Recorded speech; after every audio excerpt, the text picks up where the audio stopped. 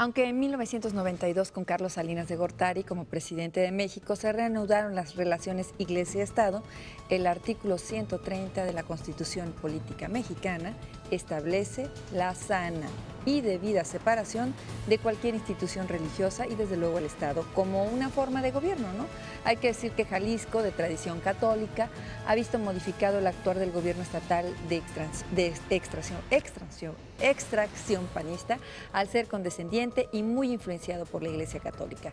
La cercanía del alta jerarca o el más alto jerarca de la Iglesia Católica en Guadalajara se ha manifestado en contribuciones económicas, homenajes y, por qué no decirlo, hoy en Esferas vamos a hablar hasta dónde existe una separación Iglesia-Estado en Jalisco, porque esto de laico está muy catolizado.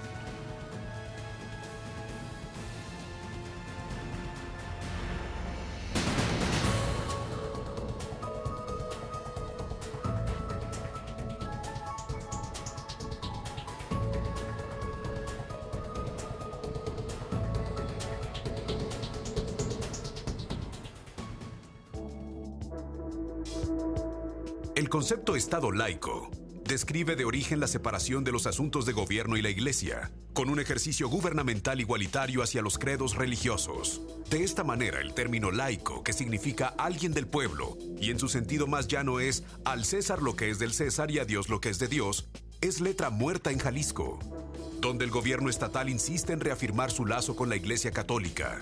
Después del frustrado limosnazo, hoy la nota es el homenaje a autoridades católicas, que dejando de lado al personaje, se le cuestiona al gobierno estatal la pertinencia del mismo. Hoy en Esferas abordaremos la necesaria laicidad en el ejercicio del poder.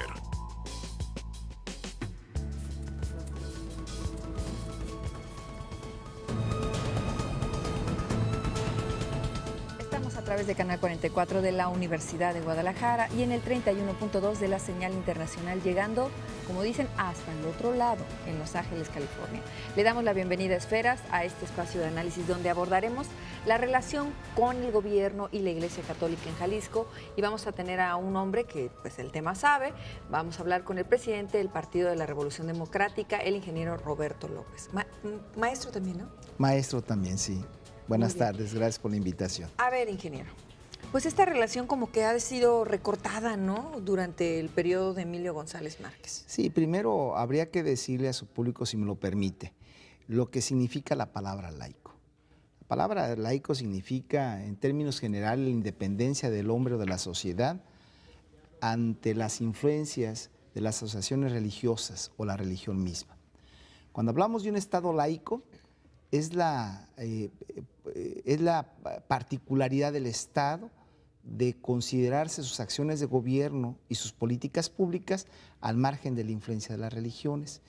Entonces, nosotros hoy en día, sobre todo en Jalisco, vemos con mucha preocupación que un asunto que le ha costado al país más de 160 años, nos veamos hoy avasallados por las convicciones personales, por la inclinación religiosa de algún ejecutivo, en este caso Emilio González Márquez, y que toma sus decisiones de Estado en función de su convicción privada o personal. ¿Y entonces cómo puede ser juarista un gobernador que dice que hay que homenajear a los altos jerarcas de la Iglesia? Le he de decir que cuando el individuo es ignorante, puede decir esas y peores barbaridades. Entonces, no puede decirse o no puede definirse como juarista, como en el pasado ya lo hizo, tan lastimamente usted lo dice, cuando no entiende la lucha que vivió Juárez entre 1853 y 1860, en donde su principal objetivo fue la separación del Estado y de la Iglesia. Recordemos que en ese entonces teníamos una Iglesia con un poder asfixiante y entonces el Estado, sus acciones como en el pasado, tenían que transitar o consultarse por el clérigo, por la clase clerical, y después ya se aplicaban como políticas públicas. Pero tal parece que ahorita se sirven en otra casa que no es la del gobierno pues sí, estatal. Es un retroceso, lo decía yo, como si volviéramos al siglo XIX, dijéramos pomposamente decimonónico, ¿verdad?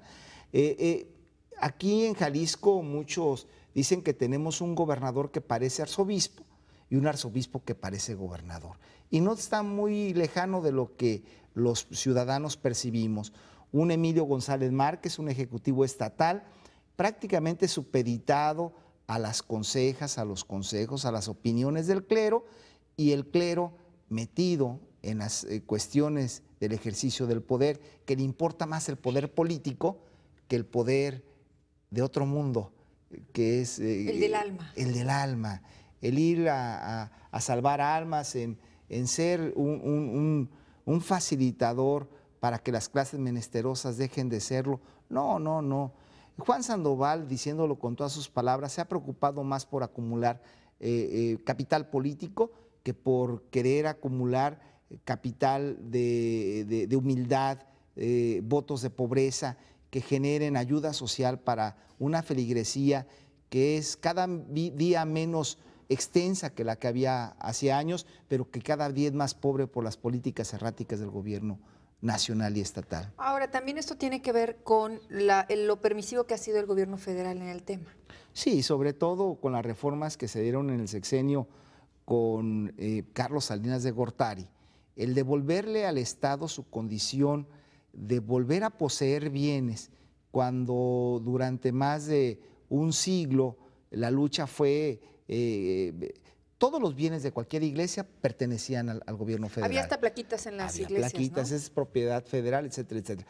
Y a partir de ahí, donde se le devuelve el voto a los sacerdotes, a las monjas, que yo no tengo nada en contra de ellos porque son ciudadanos mexicanos, de momento también se les regresan sus bienes, y de momento ellos pueden poseer bienes terrenales cuando ellos siempre han pregonado que su reino no es de este mundo. Entonces, encontramos con una iglesia católica que cada día acumula, además de riquezas, acumula más poder en el Estado, y esa vuelta a ejercer sus derechos políticos también les implica, aunque tiene la provisión explícita de no utilizar el culto para realizar proselitismo político electoral, sin embargo, cada 3 años y cada 6 años lo vemos en el estado de Jalisco y en todo México. Bueno, y los religiosos que encabezan a través del púlpito, pregonan que tengan preferencias hacia los blanquiazules, ¿no? Sí, claro. Este homenaje que le acaban de hacer al cardenal Juan Sandoval